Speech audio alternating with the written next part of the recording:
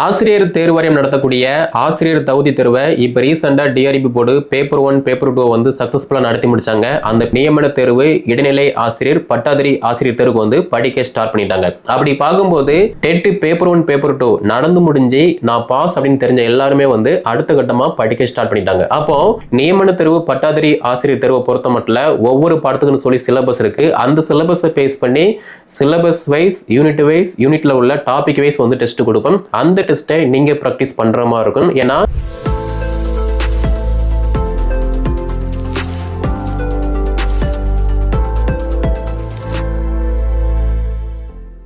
ஆசிரியர் தேர்வு வாரியம் நடத்தக்கூடிய ஆசிரியர் தகுதி தேர்வை இப்போ ரீசெண்டாக டிஆர்பி போர்டு பேப்பர் 1 பேப்பர் 2 வந்து சக்ஸஸ்ஃபுல்லாக நடத்தி முடிச்சாங்க. அந்த பேப்பர் 1 பேப்பர் 2ல யாரெல்லாம் நல்ல மார்க் எடுத்தாங்களோ தேர்ச்சி அடைஞ்சிருக்காங்களோ அவங்க எல்லாருமே அடுத்த கட்டமாக வரக்கூடிய இதே ஆசிரியர் தேர்வு வாரியம் நடத்தக்கூடிய நியமன தேர்வு இடைநிலை ஆசிரியர் பட்டாதாரி ஆசிரியர் தேர்வுக்கு வந்து படிக்க ஸ்டார்ட் பண்ணிட்டாங்க. அப்படி பார்க்கும்போது நீங்க டெட் பேப்பர் 1 பேப்பர் 2 ஆல்ரெடி 2012 13 17 22 வந்து பாஸ் பண்ணியிருக்கீங்க.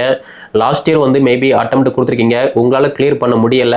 இப்போ நீங்க படிக்க ஸ்டார்ட் பண்றீங்க அப்படின்னா ஈஸியா உங்களால் வந்து பாஸ் பண்ண முடியும். அதே மாதிரி இப்போ 15ஆம் தேதி 16ஆம் தேதி நடைபெற்ற ஆசிரியர் தகுதி தேர்வுல நீங்க நல்ல மார்க் எடுத்திருக்கீங்க அப்படின்னா கண்டிப்பா அடுத்து வரக்கூடிய நியமன தேர்வுக்கு வந்து படிக்க ஸ்டார்ட் பண்ணுங்க. ஏன்னா டெட் பேப்பர் 1 பேப்பர் 2 நடந்து முடிஞ்சு நான் பாஸ் அப்படின்னு தெரிஞ்ச எல்லாருமே வந்து அடுத்த கட்டமா படிக்க ஸ்டார்ட் பண்ணிட்டாங்க. அப்போ போட்டித் தேர்வை பொறுத்த மட்டும் யாரு தகுதியா இருக்காங்களோ பயிற்சி முயற்சி பண்றாங்களோ அவங்க எல்லாருமே வந்து சக்சஸா வந்து பாஸ் பண்றாங்க.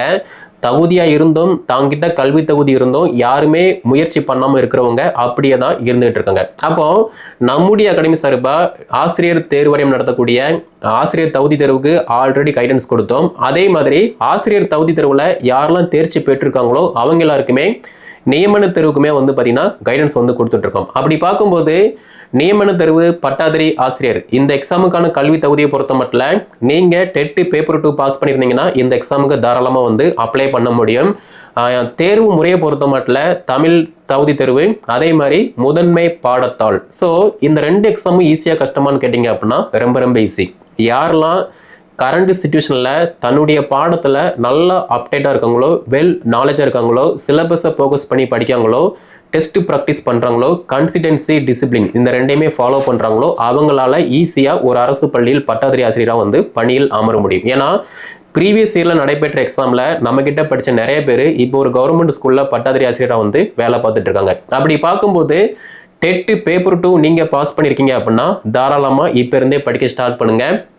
நான் ஃபர்ஸ்டே சொன்ன மாதிரி கரண்ட் சிலபஸை ஃபோக்கஸ் பண்ணி தான் தகுதி தேர்வு ப்ளஸ் மேஜர் வைஸ் வந்து கைடன்ஸ் கொடுத்துட்ருக்கோம். அப்போ நம்ம தகுதி தேர்வை பொறுத்த மட்டும் 10ஆம் வகுப்பு தரத்தில் நல்லா படிக்கிற மாதிரி இருக்கும். ஆனால் அட்வான்ஸாக 6ஆம் வகுப்புல இருந்து 12th வரைக்குமே நம்ம அகாடமி சார்பாக கைடன்ஸ் கொடுக்கும். ஏன்னா போட்டித் தேர்வை பொறுத்த மட்டும் இதுல இருந்தால் கேட்பாங்க அப்படிங்கிற மாதிரி எந்த ஒரு போர்டுமே சொல்லலை. அப்படி இருக்கும்போது கரண்ட் சிலபஸை நம்ம நல்லா படிக்கிற மாதிரி இருக்கும். எக்ஸ்ட்ரா படிக்கும்போது நல்ல மார்க் எடுக்கக்கூடிய பாசிபிள் இருக்கு. அப்போ தகுதி தேர்வில் நீங்கள் தகுதியாக இருக்கும்போது மட்டும்தான் ஈஸியாக உங்களுடைய மேஜர் பேப்பர் வந்து வேலிஷன் போகும். ஏன்னா நிறைய பேர் வந்து நான் தகுதி தேர்வில் வந்து எனக்கு எல்லாமே தெரியும், நான் வந்து லாஸ்ட் இயர் அட்டெம்ப்ட் கொடுத்தேன், இப்போ ஸ்கூலில் ஒர்க் பண்ணிட்டு இருக்கேன் அப்படின்னு தெரிஞ்சதை கூட ரிவிஷன் பண்ணாமல் ப்ராக்டிஸ் பண்ணாமல் ஒரு தலக்கணத்தோடு இருப்பாங்க. அவங்க எல்லாருமே வந்து தகுதி தேர்விலே வந்து அவுட் ஆயிருந்தாங்க. அப்படி பார்க்கும்போது நீங்கள் உங்களுக்கு எல்லாமே தெரியும் அப்படிங்கிற பட்சத்தில் ஒன்ஸ் அதை ரிவிஷன் பண்ணிட்டு ஒரு ப்ராப்பர் டெஸ்ட் பேஜ் நீங்கள் ப்ராக்டிஸ் பண்ணுறீங்க அப்படின்னா தகுதி தேர்வில் உங்களால் வந்து எலிஜிபிள் ஆக முடியும். ஓகே, ஸோ மெயின்ஸை பொறுத்த மட்டும் உங்கள் எல்லாருக்குமே தெரியும்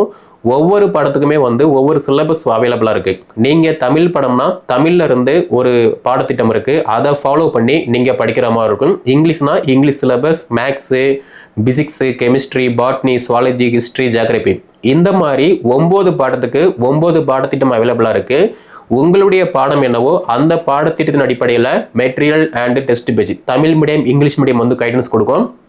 அதை நீங்கள் வந்து ஃபாலோ பண்ணுற மாதிரி இருக்கும். அதே மாதிரி நான் லாஸ்ட் இயர் வந்து அட்டெம்ப்ட் கொடுத்தேன், லாஸ்ட் இயர் படித்த நோட்ஸ் வந்து அவைலபிளாக இருக்குது, இந்த வருஷம் நோட்ஸ் படிக்கணும் அப்படின்னு கேட்டிங்க அப்படின்னா கண்டிப்பாக படிக்கணும். ஏன்னா ஆல்ரெடி லாஸ்ட் இயர் அப்படின்னு பார்க்கும்போது அது வந்து கடந்த வருடம் அது வந்து கடந்து போச்சு. அப்போ இப்போ கரண்ட் சிச்சுவேஷனில் உங்களுடைய பாடத்தில் என்ன அப்டேட் இருக்கோ அதுக்கு தகுந்த மாதிரி நீங்க படிக்கும் போதும் ஒரு ப்ராப்பர் டெஸ்ட் ப்ராக்டிஸ் பண்ணும்போது மட்டும்தான் ஈஸியா உங்களால எக்ஸாம்ல நல்ல மார்க் எடுக்க முடியும். ஏன்னா 150 வினாக்களுமே உங்களுடைய பாடம் சார்ந்த வினாக்கள் தான். அப்படி இருக்கும்போது உங்களுடைய பாடத்துல நீங்க எந்த அளவுக்கு அப்டேட்டா இருக்கீங்களோ, எந்த அளவுக்கு டெஸ்ட் ப்ராக்டிஸ் பண்றீங்களோ அந்த அளவுக்கு பாத்தீங்கன்னா எக்ஸாம் அந்த மணி நேரம் அப்படின்னு பார்க்கும்போது 3 மணி நேரத்துல உங்களுடைய பாடம் சார்ந்த வினாக்கள் எப்படி கேட்டாலுமே உங்களுடைய பிரசன்ட் ஆஃப் மைண்டை யூஸ் பண்ணி ஈஸியா வந்து நல்ல மார்க்கு எடுக்க முடியும். அப்படி பார்க்கும்போது நம்முடைய அகாடமி சார்பா என்ன பண்ண போறோம் அப்படின்னா, தகுதி தேர்வு வந்து எல்லாருக்குமே பொதுவானது.